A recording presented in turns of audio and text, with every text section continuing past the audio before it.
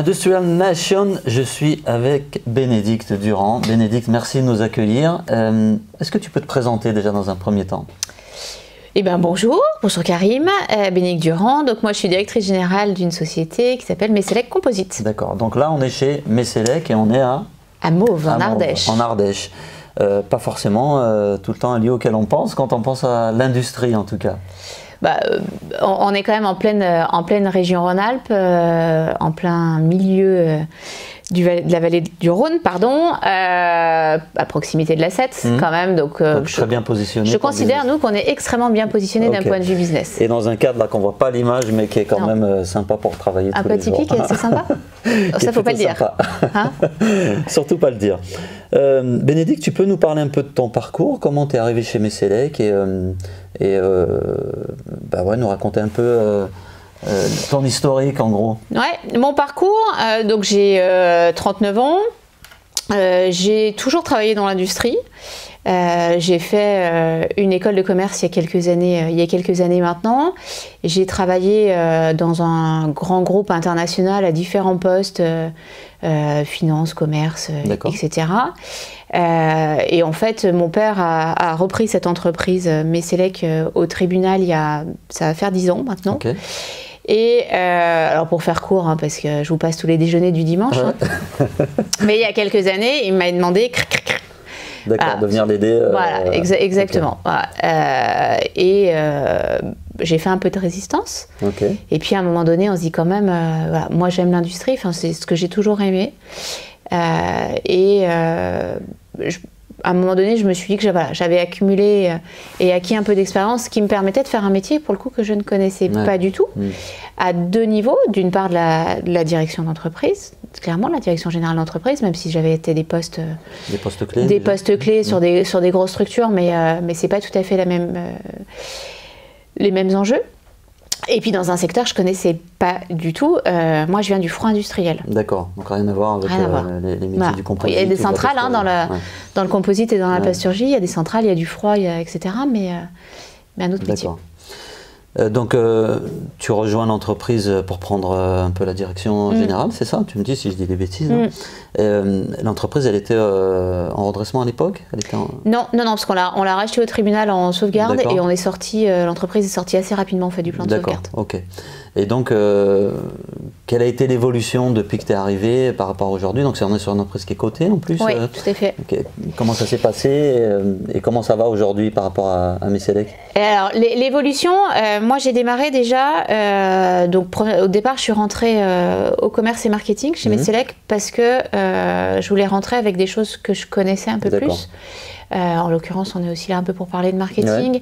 Et ça, c'est des choses que j'avais déjà fait, sur lesquelles il y a quand même des méthodologies. Voilà. Et cette première année-là m'a vraiment permis de faire un benchmark, clairement, du marché, des clients, des fournisseurs, des technologies, parce que j'y connaissais rien. D'accord. Et de cartographier en fait tout ça, de revenir aux fondamentaux, établir une plateforme de marque, après vision, stratégie, les valeurs, etc. Et de proposer du coup au conseil d'administration un plan stratégique à 3 ans dont on vient de finir le premier volet. D'accord. Ce premier plan stratégique, l'ambition en fait de ce premier plan, déjà de retrouver une rentabilité d'exploitation, et qui était quelque chose qui était plus le cas chez Messelec. Donc pour ça a été recentrer des activités et en même temps se redéployer, augmenter notre proposition de valeur, aller voir des nouveaux clients, des nouveaux prospects, des nouveaux secteurs. Donc ça c'est ce qui a été fait, et puis se recentrer sur notre cœur de métier. J'ai l'avantage chez Messelec en fait d'avoir trouvé un formidable outil industriel, des compétences, des savoir-faire et des savoir-être. Je dirais globalement, moi j'ai juste eu, un peu comme dans la recette du gâteau, à mettre un petit peu un coup de fouet, gentiment dans le bon sens du terme, à faire en sorte que les ingrédients et que la mayonnaise prenne, mais les ingrédients en fait étaient là. Alors tu parlais de plateforme de marque, c'est pas un des mots moi, que j'entends souvent quand je discute avec des dirigeants industriels, c'est-à-dire que je suis pas sûr que beaucoup voient leur entreprise et cette notion de marque, de plateforme de marque. Donc je suis assez agréablement surpris que tu aies commencé par ça, mais en même temps, comme tu disais tout à l'heure, c'est un peu les fondamentaux. concrètement, ça veut dire quoi, reconstruire la plateforme de marque ou développer la plateforme de marque de Messelec? Comment on attaque, comment on fait pour développer ça? Pour développer ça, alors moi je l'ai fait humblement, et j'ai essayé de manière le plus factuelle possible en disant déjà quel est le marché. Voilà, le marché aujourd'hui, comment il se comporte, qu'est-ce qu'il attend, quels sont les besoins des clients. Ça, moi j'y crois énormément, c'est pareil, ça peut paraître du basique, mais à un moment donné, les réponses, on les a très souvent chez les clients. Ouais, et c'est les clients qui apportent les réponses de ce dont ils ont besoin maintenant et dans quelques temps, en fait. Quand tu es arrivé, tu es allé interroger tes clients, tu es allé discuter avec eux. Voilà, discuter, échanger. Bon, moi, je suis très curieuse par nature. Et puis, à un moment donné, je considère que c'est comme dans la vie tous les jours. Le consommateur, il a besoin de quoi, il a envie de quoi, il attend quoi. Quels sont ses besoins et quels sont ses besoins, exactement. Quel est l'état du marché, qu'est-ce que je sais faire industriellement, qu'est-ce que je peux faire, l'innovation, qu'est-ce que je peux avoir dans les tuyaux. Donc l'innovation, j'ai des temps d'innovation qui sont différents. Donc chez Messelec, on travaille aujourd'hui avec une pyramide d'innovation avec des degrés de maturité d'application qui sont différents. Et par rapport à ça, comment je me positionne, quelle est ma vision. Donc en gros, tu vas voir tes clients, tu essayes de voir comment tu peux les aider à grandir finalement. C'est un peu le les accompagner. Industrial Growth, c'est ça. Mais complètement. Je vais voir mes clients, je cherche... Tu m'as piqué mon slogan. Hein? Alors, j'ai rien piqué, en fait, c'est un truc... Et d'ailleurs, j'ai rien inventé. Je pense que c'est ça, le job d'un industriel aujourd'hui. Exactement. S'il veut réussir, il faut qu'il propose quand même... c'est la base du commerce aussi. Mais c'est la base de l'industrie et de nos entreprises, quoi. Ok, donc moi je dis souvent, j'ai rien inventé en fait, et j'ai pas cette prétention-là. C'est à un moment donné faire avec les ingrédients exactement qu'on a et être ouvert en fait, ouvrir les écoutilles, être curieux et à l'écoute, quoi. Donc tu disais quand tu es arrivé, moi ça m'intéresse, tu as commencé par le marketing et le commerce.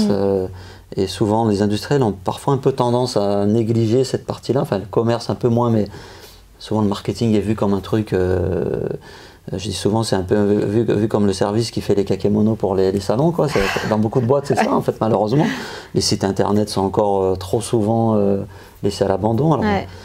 On n'est pas tout le temps obligé de communiquer, d'avoir des outils hyper performants, mais on sait que c'est une fonction qui est un peu négligée. Donc, tu es arrivé dans cette situation. C'était quoi le marketing, par exemple, de Messelec à l'époque? Le marketing, alors on m'a ressorti des très très belles choses, parce que Messelec a été une très très belle société. Donc, j'ai des plaquettes, des catalogues, voilà, toute une histoire de marketing. Messelec a toujours été très impliquée en termes de marketing et très active. Hormis, je dirais, ce que je considère un peu comme une pause chez Messelec des 15 dernières années, où justement, elle avait plus regarder ses marchés, les attentes de ses clients et le monde qui évoluait. Donc du coup, voilà, il y avait des choses qui ont d'ailleurs remis en cause à un moment donné sa pérennité. Mais moi, je suis arrivée chez Messelec, pas de site internet, pas de plaquettes, pas de catalogue, pas d'outils de communication basique, pas de présentation institutionnelle un peu digne de ce nom. Enfin, c'est-à-dire qu'à un moment donné, je vais chez un client, je vais chez un prospect, qu'est-ce que je présente, c'est quoi le message? Voilà, donc on a remis tout ça en place assez rapidement, parce qu'encore une fois, il y avait les choses, il y avait la base. Donc il y avait juste à reposer les choses, redéfinir un peu les messages, et puis complètement. Comme tu avais fait ce travail de plateforme de marque, tu savais aussi ce que tu allais raconter comme histoire. Tout à fait. Et qu'il y a une histoire à raconter. Et puis une belle histoire à raconter. Voilà, il y a une histoire, mais c'est là que c'est 1934, donc il y a quand même une vraie histoire à raconter. Donc ça c'est pour le marketing, le commerce. Alors on est sur des cycles de vente longs, vous n'êtes pas sur des choses, vous n'avez pas besoin de générer 300, 400 leads tous les mois, vous êtes vraiment, tu disais tout à l'heure, sur une approche de sniper, c'est-à-dire qu'il faut que vous visiez les bons comptes. Exactement. Comment a évolué le commerce chez Messelec? Est-ce que toi d'abord tu as vu des évolutions dans la façon de vendre dans le secteur industriel là, ces 4-5 dernières années?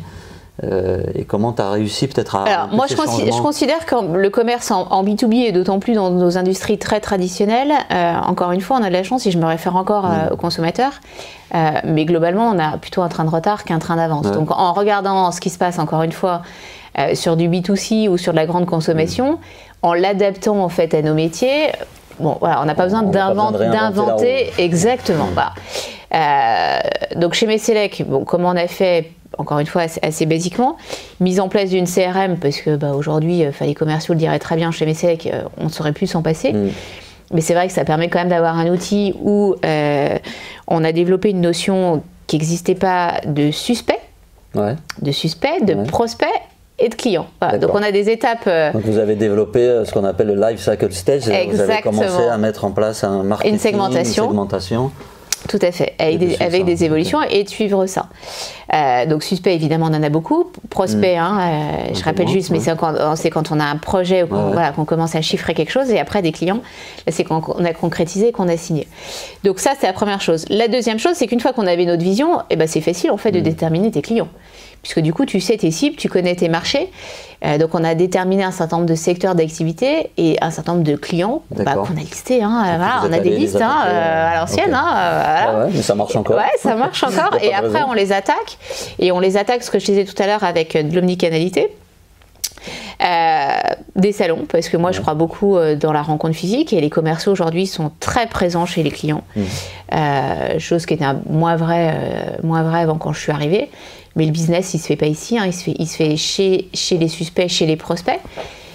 On a ouvert nos usines, aussi beaucoup. Donc vous faites visiter l'usine énormément. Vos cibles, c'est quoi? Vous discutez plutôt quoi? Avec des acheteurs, des ingénieurs, des bureaux d'études? Beaucoup d'ingénieurs, beaucoup de bureaux d'études. On est obligé de passer par la case achat à un moment donné. On pourrait éviter un petit message, il n'y a pas d'obligation de passer par le service achat. Non, mais c'est pas la cible prioritaire. Vous parlez d'abord aux ingénieurs. Oui, exactement. On parle aux homologues. Il faut savoir qu'au travers de notre plateforme de marque, on a énormément augmenté en fait notre proposition de valeur et qu'aujourd'hui on se définit comme étant des équipementiers premier rang pour tout sauf l'automobile grande série. Donc on démarre dès la conception ou la conception, design exactement. Nous on est vraiment là-dedans, l'accompagnement. C'est ce qu'on a compris en fait chez nos clients, c'est qu'aujourd'hui les composites sont méconnus. Et on va beaucoup trouver d'ingénieurs sur tout ce qui va être acier, etc. Mais beaucoup moins déjà, beaucoup plastique, plasturgie, déjà un peu moins, et encore moins sur tout ce qui est partie composite. Donc ils sont vraiment en attente d'accompagnement. Donc nous, on essaye d'arriver le plus en amont possible. Donc vous essayez de les aider même sur toutes les questions qui pourraient se poser sur déjà peut-être l'idée du produit, la définition de leur produit. Complètement, voilà. Et puis comment on dessine un produit en fait en composite. C'est-à-dire qu'on va avoir des problématiques de dépouille, d'angle, de démoulage, etc., de matériaux qui ne sont pas du tout les mêmes. En fait, moi j'ai souvent envie de dire, un croquis, un cahier des charges, des fonctionnalités, on veut quoi? On veut que ça résiste à tel poids, telle friction, à tel jet, etc. Votre job, c'est de traduire ça avec exactement, et nous on traduit. Votre vocabulaire. Voilà. Ok, donc ça veut dire que toute cette plateforme de marque permet d'apporter cette valeur un peu aux prospects, aux suspects peut-être en amont, tu leur présentes un peu ces éléments-là. Donc ça veut dire que tes ingénieurs aussi sont impliqués quelque part dans le marketing mais obligatoirement, mais tout le monde, en fait, pour moi le marketing, il n'y a pas de département marketing en tant que tel chez Messelec, mais par choix. J'ai un certain nombre de départements, je dirais la même chose de l'innovation, alors même si bien évidemment il y a des gens qui font plus de recherche, mais ça c'est des choses qui doivent être vraiment transversales dans l'entreprise. Et comment ça a été vécu? C'était déjà culturel chez Messelec ou tu as dû impulser un peu de changement pour que les mentalités changent dans l'entreprise ou il y avait déjà peut-être cette culture? Alors il y avait la culture, après dire qu'il n'y a pas eu de changement, c'est pas vrai. On a notamment chez Messelec, je pense que j'espère avoir changé en fait le rythme. D'accord. Voilà. Le problème très souvent dans nos industries, c'est le rythme de tout et la vitesse. Voilà. Globalement, moi je suis arrivée avec un projet d'ailleurs qui s'appelait Accélérer. Je crois que c'est vraiment ce qu'on a fait chez Messelec ces 3 dernières années. D'impulser cette fois. Aujourd'hui, on a un temps qui est différent. On a un temps, on le voit autour de nous. De toute façon, tout va très vite. Et l'industriel, très souvent, est plutôt assez conservateur et assez. Il prend son temps. Alors, il y a des choses, il faut prendre son temps, et je suis la première. Quand on a des décisions d'investissement, bien évidemment qu'il faut prendre le temps, il faut réfléchir, parce que c'est des décisions qui sont lourdes de conséquences. Mais après, il y a des choses où je considère, moi aussi, et ça, c'est mon expérience passée, j'avais un patron précédemment qui me disait dans nos métiers, on peut toujours tromper. Enfin, on a le choix de se tromper parce qu'on a très souvent des actions dans le marketing qui ne coûtent pas forcément très cher, qui coûtent du temps, mais qui ne sont pas des gros investissements. Donc, essayons. Voilà, on a le droit de se tromper. Voilà. Et moi, c'est aussi ce que j'essaye de dire aux équipes. Il n'y a que ceux qui font rien qui ne se trompent pas. On peut essayer, on peut tâtonner, on peut essayer des choses, etc. Mais de toute façon, même sans bouger, c'est la meilleure manière de mourir. En fait, si ça bouge pas, il faut être agile, il faut s'adapter aussi. Le contexte a changé. En plus, vous êtes sur des métiers liés au plastique, quelque part.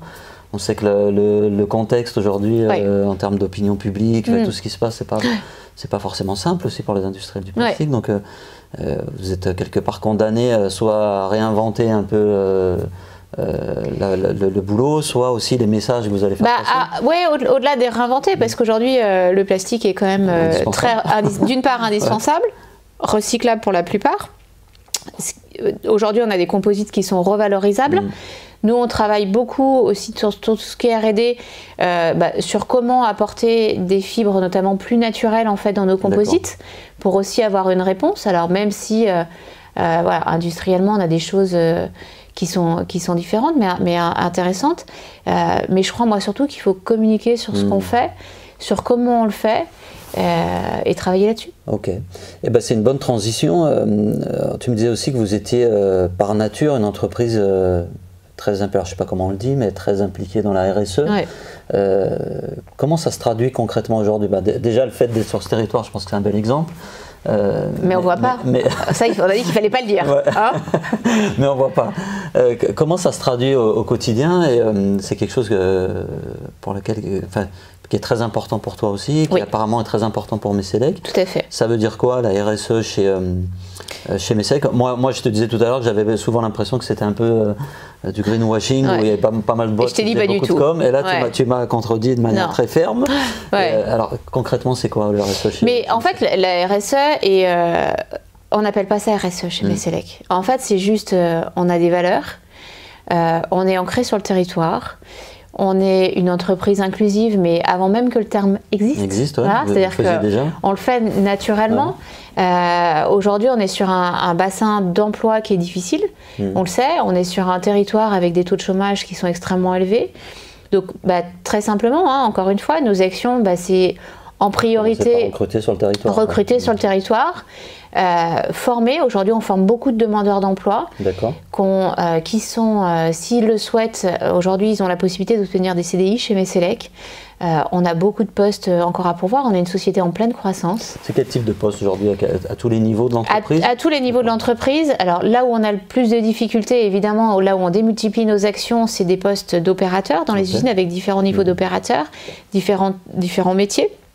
Mais voilà, on offre une palette, et ça je crois qu'on ne le sait pas assez aujourd'hui dans l'industrie, c'est qu'on a une palette de métiers dans l'industrie. L'industrie a changé. L'industrie a changé et qui offre une diversité de métiers.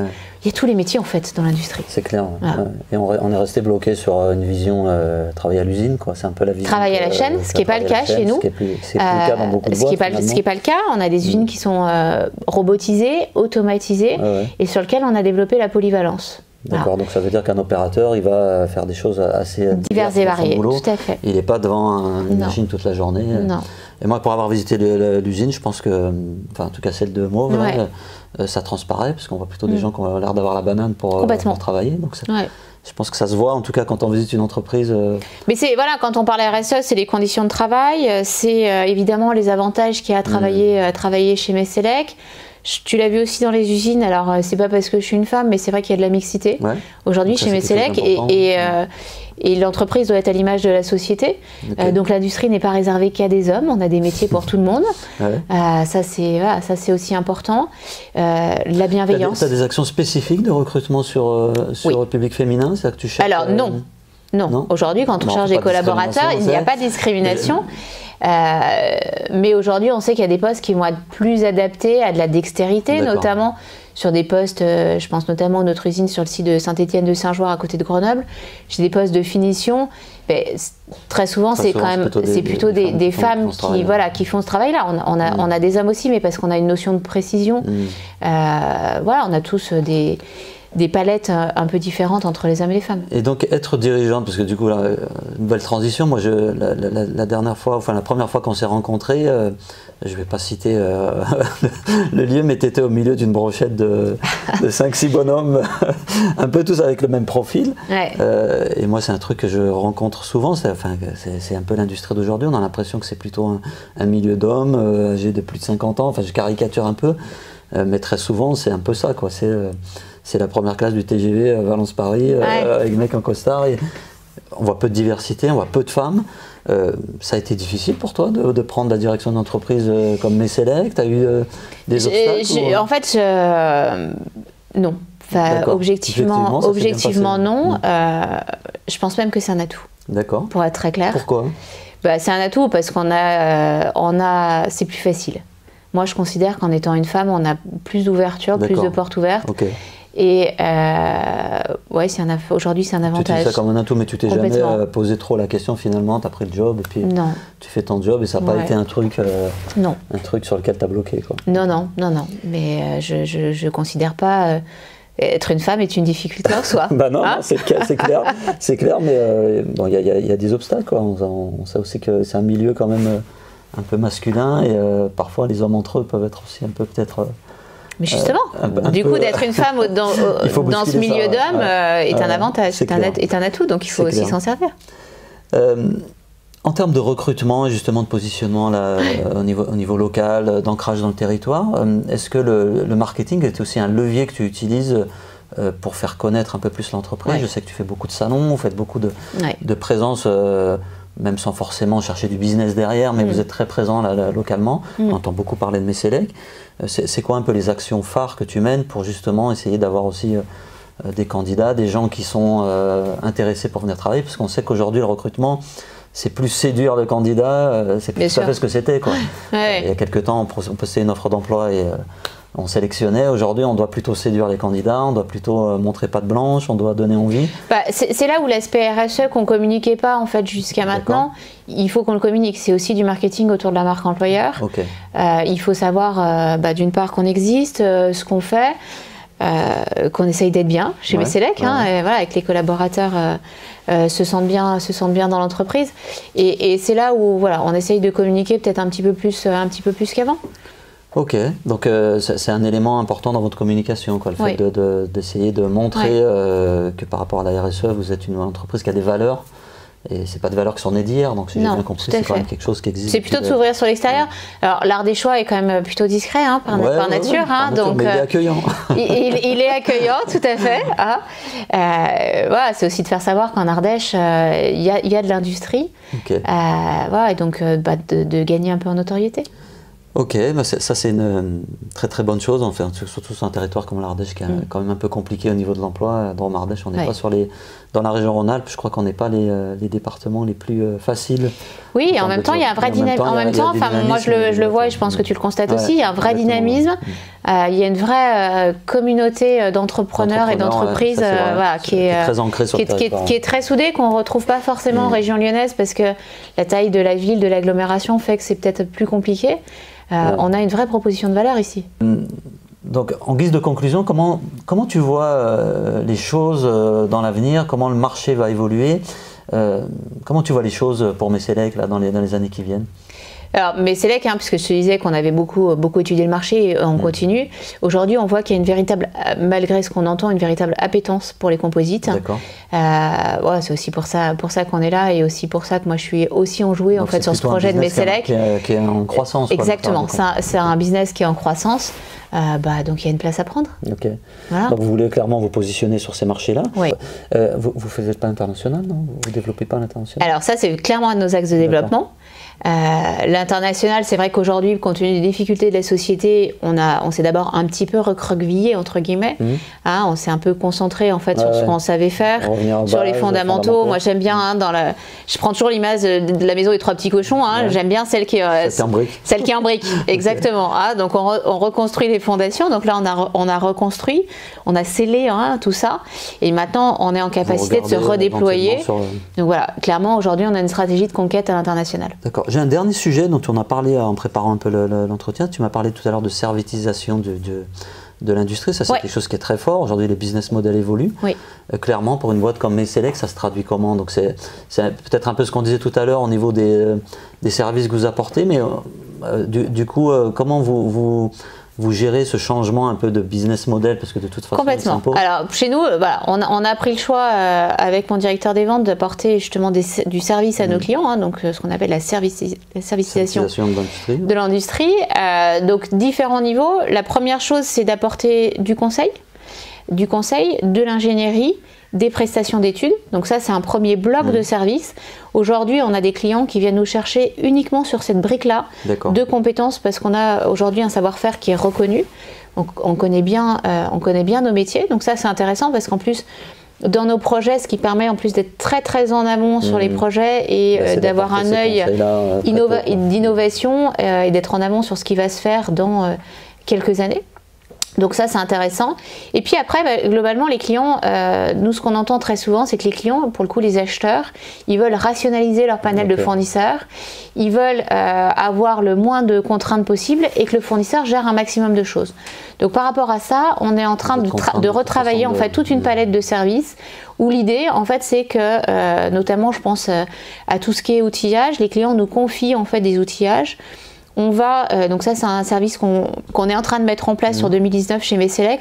On va leur proposer tout un panel en fait de services pour entretenir leurs outillages, les conserver, les faire évoluer, etc. Ok, donc vous êtes plus simplement sur la production. Plus du tout. C'est plus le cœur. C'est une brique. C'est une brique du business. Ouais. Bénédicte, merci beaucoup pour cet échange et puis à très bientôt. Merci.